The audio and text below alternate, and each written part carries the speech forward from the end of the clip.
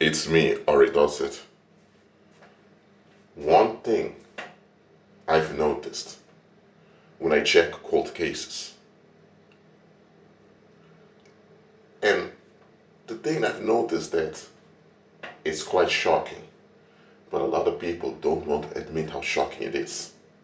And that is that the victim disappeared, or there was something building up against the victim, and the public didn't do anything about it.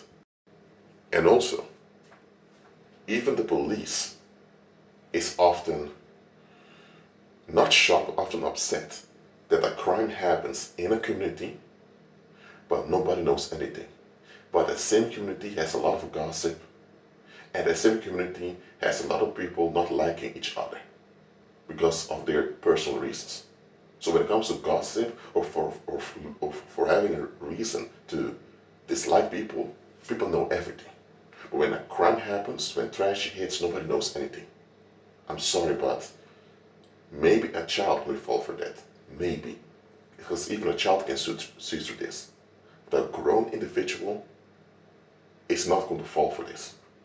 Now, a grown individual can decide not to look into it and to pretend as if, well, people really don't know anything.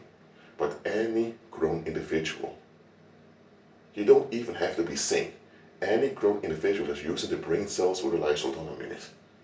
How come when it comes to gossip, you all know what goes on in your community? How come when it comes to disliking people, you know how to find information? But tragedy happens in your community and nobody knows anything? Now, let's go back to an example from the Bible. Saul and David. Now we know King Saul, when he was crowned king, he wasn't even present. He ran away from his duty as king. So they had to go and arrest him and bring him so that he could be crowned. So after he was crowned king, the public began to praise him. But there were some losers amongst the Israelites, and even those losers who didn't do anything with their lives realized, hold on a minute. This guy is a loser just like we are. He ran away from his duties towards the public. How can this guy save us from anything? But look at this. Let's fast forward. Let's say around two and a half decades later, there was a war with the Philistines. The Philistines were a powerful tribe that lived right over there with the Israelites. They shared a border. And the Philistines often had issues with the Israelites. Always had. So at some point, the Philistines had this Nephilim, Goliath, that they put as their hero. Nobody dared to go against the Nephilim. David, a 17-year-old shepherd boy, did. And this 17-year-old shepherd boy was even rejected by his own relatives. So you have a 17-year-old shepherd boy who suffers rejection from his own family, that trusted God and faces Nephilim. So after David killed Goliath, the public, men and women in the community, began to praise David. They would sing songs saying, Saul has slain thousands, David his 10,000s. Now, did David literally kill 10,000 in battle? No. The only one who killed was Goliath. Goliath was even a human being, so what the heck? But here's the issue.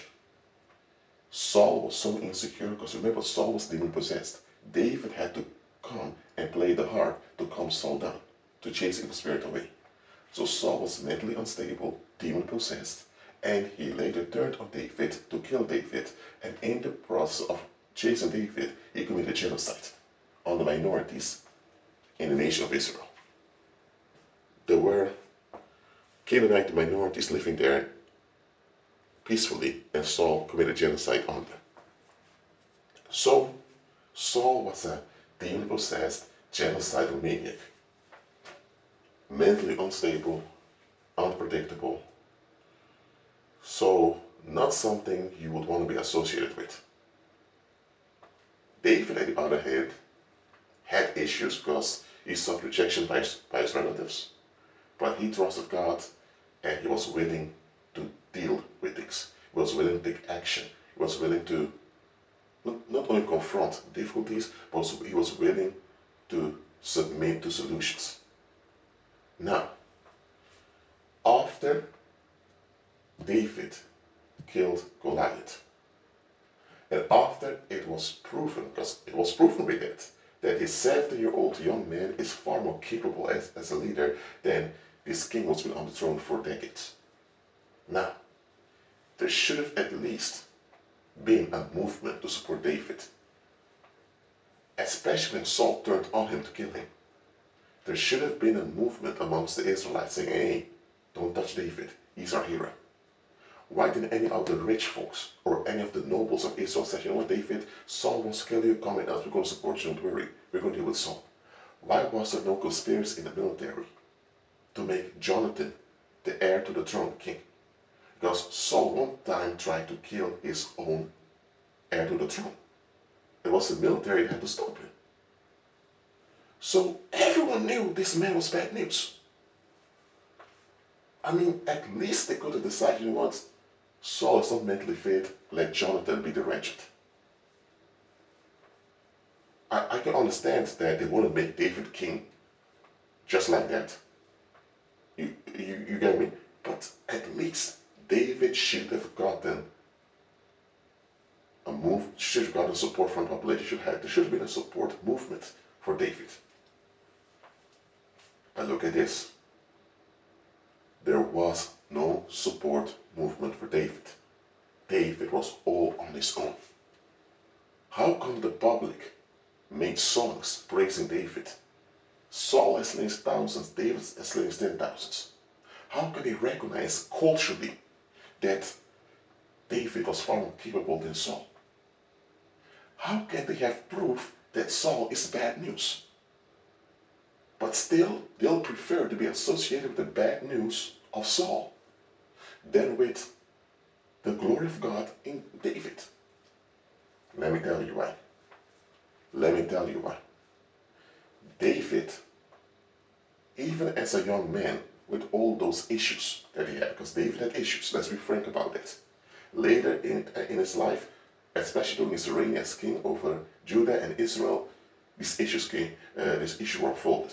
That's why David got involved with Bathsheba, who was a witch, a gold-digging witch, want to get ready for her husband. David got involved with that because of David's issues also. I'm not saying David was not to blame for not recognizing the bad situation. David was, okay? I'm not sugarcoating David's actions. Issues or not, David should have known better with Bathsheba. But nevertheless, David issues long before Bathsheba. But understand this, even David, with all the issues he had, he was willing to face reality. Because he was willing to face reality, when Samuel came by, Samuel was a judge, appointed Heavenly Father. When Samuel came by, and the Lord wanted to anoint the next king of Israel, David was selected. And David believed the Heavenly Father. David never saw Goliath as a giant. Everyone's talking about, oh, that giant Goliath. David never mentioned any giant. David, this man, well, not really a man, but this entity, this Nephilim Goliath, was just that, an abomination that had to be dealt with. Now, there was no dehumanization because it was not a human being. So they was thinking it's not even a human being, it's a demonic entity, it's a Nephilim. Why the heck are you all claiming to be the Lord's army, but you're afraid of a Nephilim? David faced reality and was willing to do something about it when something wasn't right. Now think about it. Saul was a coward. Saul ran away, or Saul attacked. Saul was a reprobate. David faced things and recognized things. Understand this.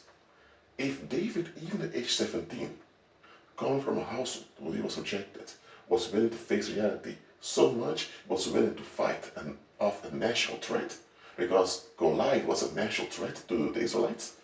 If this 17-year-old was willing to face a national threat and deal with it, and he had no military experience whatsoever, then understand that this young man, late in life, he will face the public. David already said at age 17, why are you all who claim to have the Lord on your side allowing this to happen? So David already addressed openly that there was neglect going on. And guess what? David admitted neglect from the military. And he wasn't even a soldier, but his son was neglected in the military.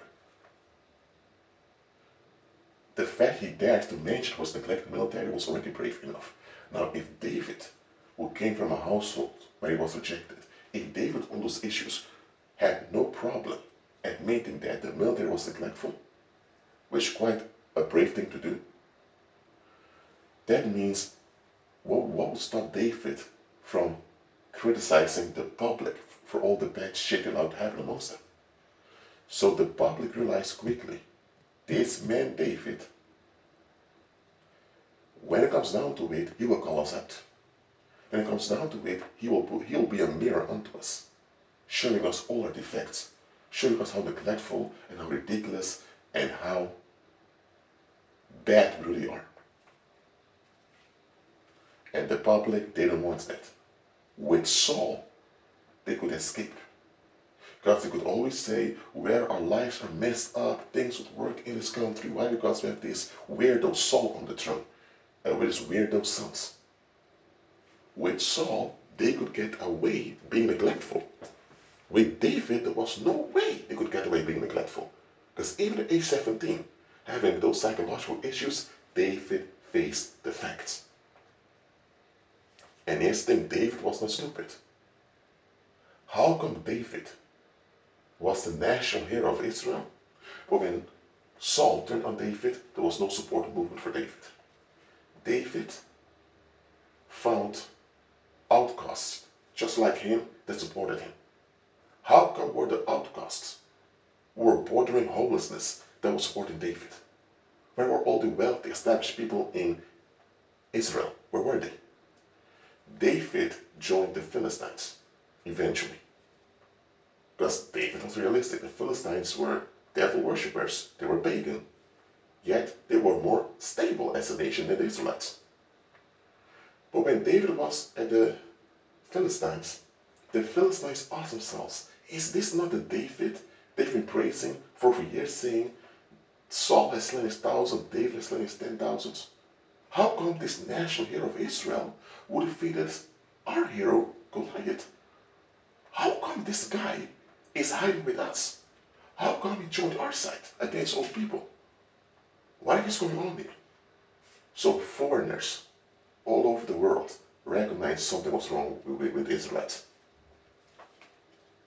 They were thinking, hold on a minute, you mean to tell me those Israelites over there, they'd rather put up with this incompetent, demon-possessed, genocidal maniac that runs things, than that they get along with David, who despite having issues, is a capable leader and also humble to be corrected?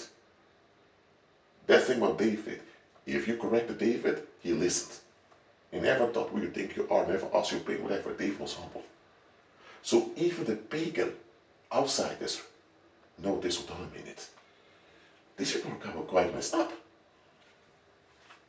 Now David was forgiving because David knew, okay, this is God's plan for me to become king. So David, after Saul died, he became king, but only Judah recognized him. It took a civil war of 8 years where he was recognized everywhere. Well, so first the public put up with a demon-possessed, genocidal maniac, incompetent, mentally unstable. They put up with him against David, who's anointed.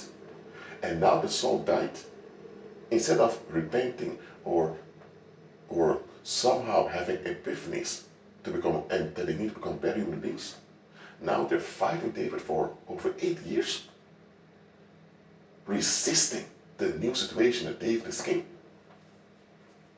Listen, it's one thing to have bad people out there. It's one thing to have bad people out there doing bad things.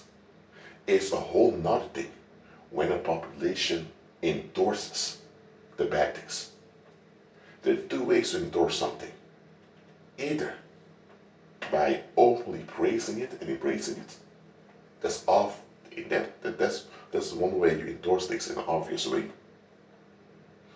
Or you enable it to happen.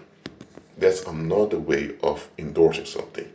For example, let's say you have a narcissist, and a narcissist tends to lie all the time.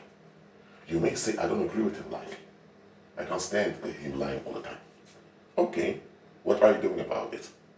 You can't change the narcissist. But are you countering the lies of the narcissist? No, you just walk away because you want to be left alone, or you can debate and fight the narcissist. Debating and fighting the narcissist will energize the narcissist. And it will train you and make you look bad too. So that's enabling narcissists to continue lying. So you're actually endorsing the narcissist. Just walking away because you don't want to be bothered, you want to be left alone, means you give room for something to happen. It's also endorsing something. So in both cases, fighting the narcissist or just let the narcissist do whatever the narcissist wants because you don't want to be bothered.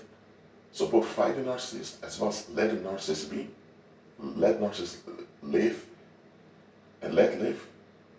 That attitude is endorsement.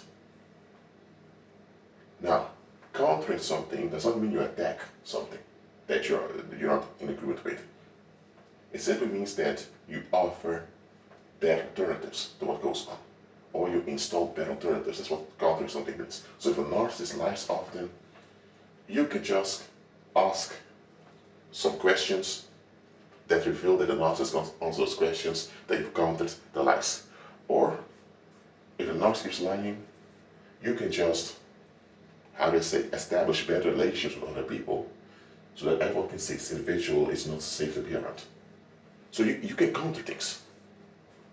Let's say, let me give another example, not to do with this topic directly.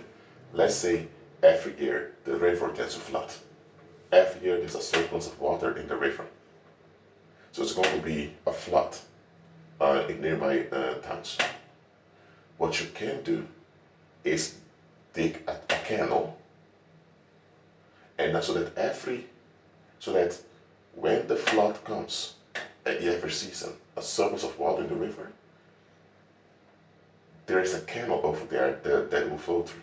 So the water through the river is partially diverted by the canal you dug. And by doing that, you countered the floods. Now, the surplus of water in the river will happen every season. You can't stop that.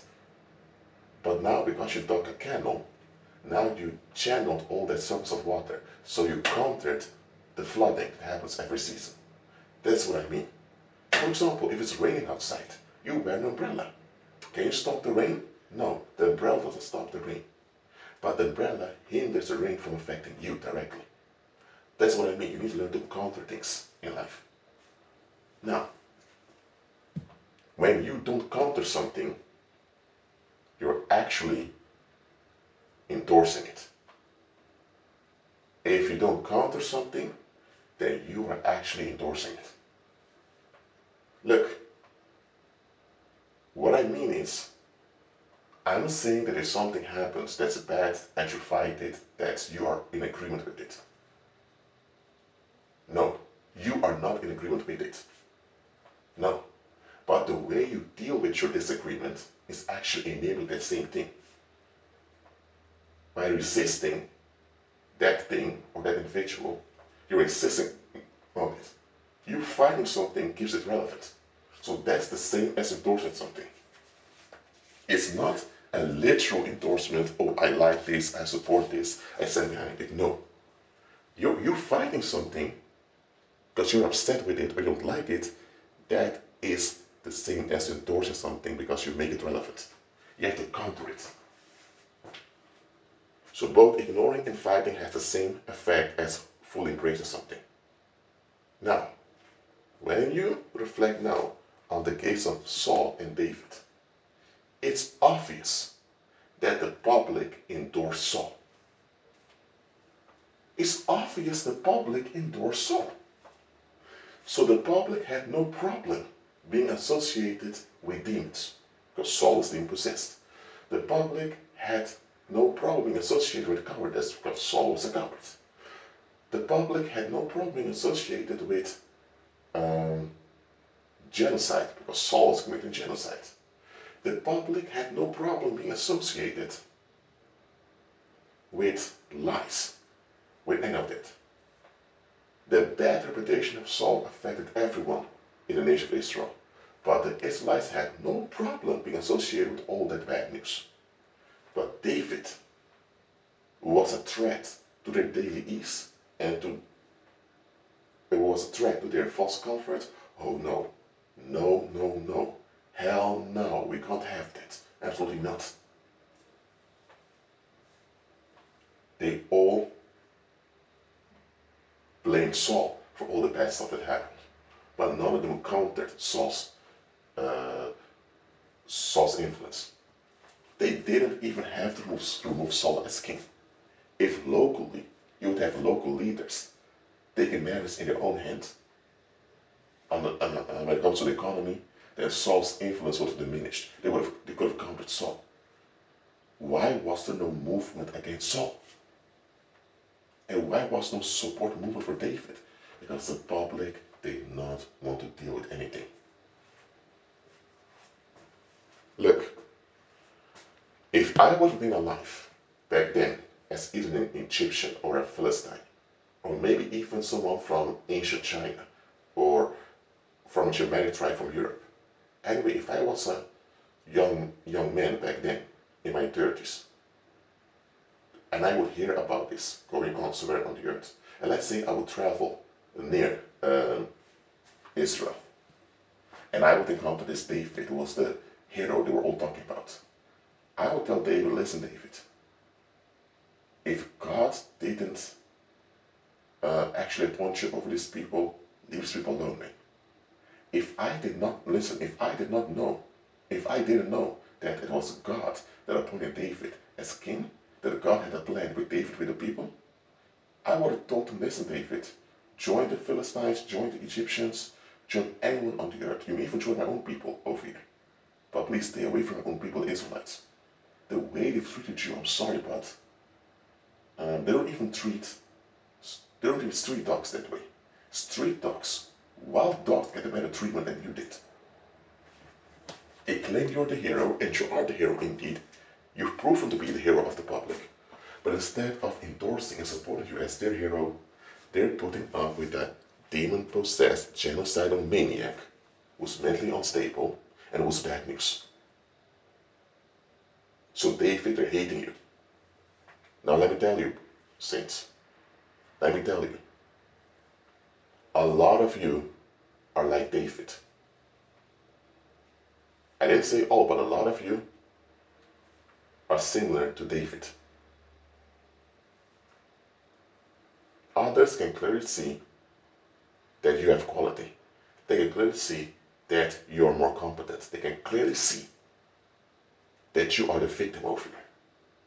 But instead of admitting openly that you are the victim, that you are the one they've neglected, instead of repenting and becoming better human beings and do something about the situation, they will either blame you or they will give you false support at a distance, and the false support will keep you in the bad situation you're in.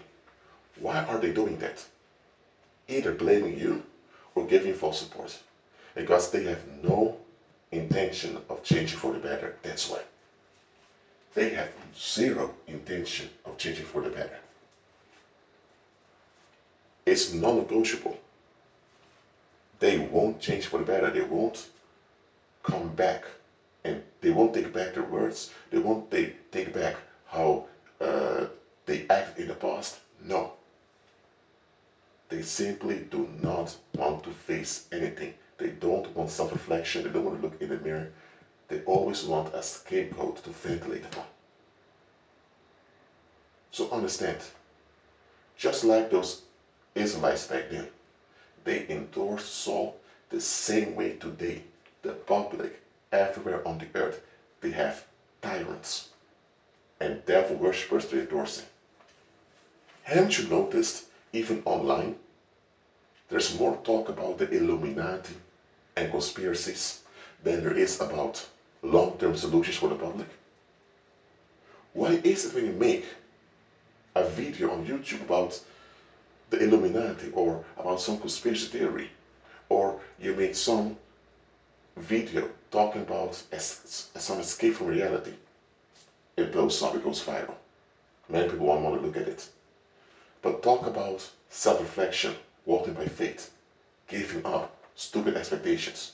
Talk about those things and see how many likes you're going to get. See how many people want to watch the video. See how often you're going to share the video. You get where I'm going with this.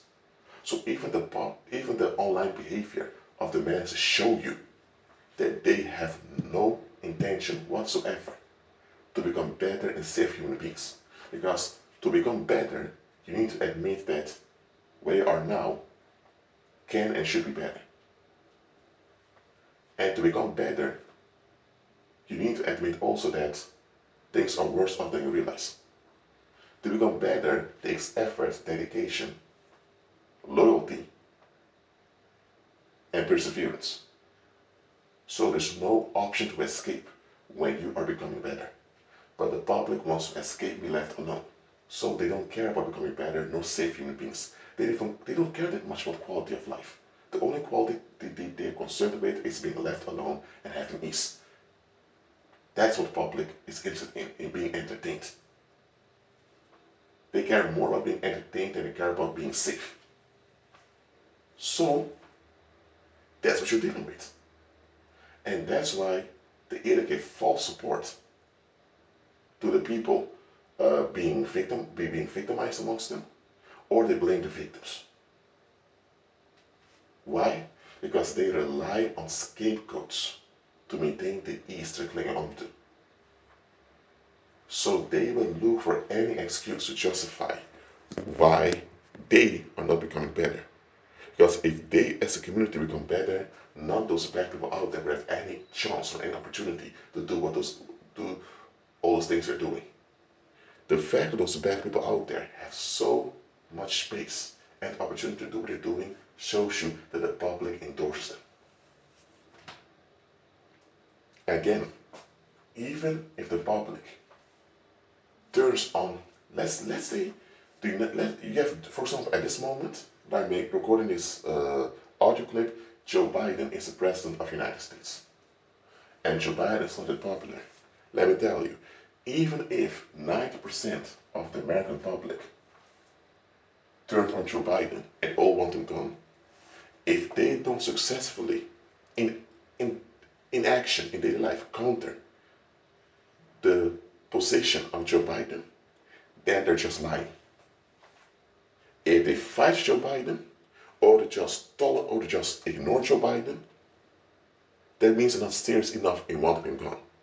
If you really want him gone, you will counter him. Now, again, if you become violent, listen, if you're under attack and for a moment you use force in a reckless way, okay, that's understandable. Because that's like a knee-jerk reaction. But if you continue to fight, then you're not really into any solution. You just want to offload frustration. Look, let me give another example. Let's say you walk down the street. Someone jumps on you with a knife, and you quickly give them a fist, and you run away. Okay, I don't agree with giving people a fist in the face. Absolutely not. In this case, you're not a violent individual, but a violent other individual jumped on you. You just gave them a hit in the face to get out of the situation. Because you didn't want to be part of the negativity it was about to bring on you. And you don't even feel good about giving him a fist. You just want to get out of the situation. Because you don't want to be part of the danger it was putting on you. That's different. But if you continue to hit someone, even after you're ready, let's say someone jumps on you and you hit them in the face and you keep on hitting them, the moment you keep hitting them, you are the perpetrator. You're not the victim anymore. Now you're fully participating in that bad situation they want to bring on you. So they were about to jump on you to beat you up. So they were bringing a bad situation towards you. The only thing you have to do is run away or push off the bad situation and then leave. The moment you stay and fight off the situation, you're part of the bad situation. So you're also to blame and responsible when it escalates. So, if, for example, the majority of the American public doesn't want Joe Biden around, but the only thing they do is either fighting Joe Biden, or they just ignore Joe Biden like it doesn't exist, in that case, they're all lying. They don't even want a solution. They just want sympathy. They just want to play the victim. That's it. But if they take legal and other procedures in daily life to counter the office of Joe Biden, now you can say the public is serious about wanting a solution. Anything else is endorsement. So, another thing, there can be child molesters in a community. If the public does not come with measures to actively locate and arrest those child molesters, then the public is endorsing them. Simple as that. Look, if you don't support child molesters, molesting children, but you don't know what to do about it, that's different. But if a whole community does not admit that they don't know any better, and that they need to know better and look for better, that means they are endorsing what goes on with those children. Simple as that. Because I can guarantee you, if you use certain cuss words, people will turn around and say, why are you using cuss words? That's so annoying. I know for sure, if you would go to a supermarket and take away food without paying, people gonna, even if the police is come after you, people will say, hey, we all pay for the food in the supermarket, what are you doing? I know for sure, if there's any expectation of the public that you don't give in to, they know how to find you. They know how to locate you. Suddenly they know where you live. They know where you work. And know how to make life difficult on you because they're upset. So if the public can become upset with you for not giving in to their expectations, regardless whether the expectations are correct or not, if the public is willing and capable of doing that, then don't tell me they're not willing and capable to shut down all the bad people around them. They are capable of shutting them down. They're just not interested because having those bad people around benefits their ease. That's why. That is why. Having all those bad people around gives them someone to blame. Having all those bad people around gives them an excuse not to become better human beings. Gives them an excuse to not take ownership in daily life. Having all those bad people around gives them someone to scapegoat. Now they can scapegoat the bad people. The bad people are not innocent anyway, so they don't think they have a right to scapegoat them. That makes them feel good about themselves. Listen, if someone was raped and the rape happened somewhere in the bushes at the countryside and nobody saw hit anything, obviously it's possible and likely probable also that nobody else hit, no saw anything, because it's at the countryside. And the countryside is not that densely populated. And happened in a bush also. Yeah, it's believable and probable. But if someone was raped in a mall, in a crowded mall, and nobody here saw anything, I'm sorry, nobody's going to believe that. If someone tells you they were raped in a mall, in a crowded mall, and nobody saw hit anything, unless it happened in a basement below the mall, or in some corner, in the corner of the building, where nobody comes. But even then, some people may notice something. But if it happened in the mall, where everyone was walking back and forth, if it happened between the stores, that someone was sexually assaulted or raped, and nobody saw or did anything, nobody's going to believe it. They won't even say this on mainstream media, because everyone will think, hold on a minute, it's a crowded mall with thousands of people coming in and out, shopping, and someone was sexually harassed or even raped over there, and nobody noticed anything. Get out of here. That's not possible. That means the people are in on it. They saw it happening, but just didn't want to be bothered. They didn't want to be involved. They wanted to be left alone. The people endorsed what happened. That's how the victims going to experience it, and it is the fact of what happened. That's how everyone's going to see it. Look, let's say now, another example, someone is being sexually assaulted or raped in public, and only one individual stands up saying, hey, what are you doing? That would mean that all the other people around endorsed what was going on. Because if all the people around screamed at the perpetrator, or even looked angry at the perpetrator would become so uncomfortable, he would have run. He would have left. He would have run away. He would have run away. But the fact only one individual stood up means that all the other people there were either cowards or they were just as bad as the perpetrator. So think about it.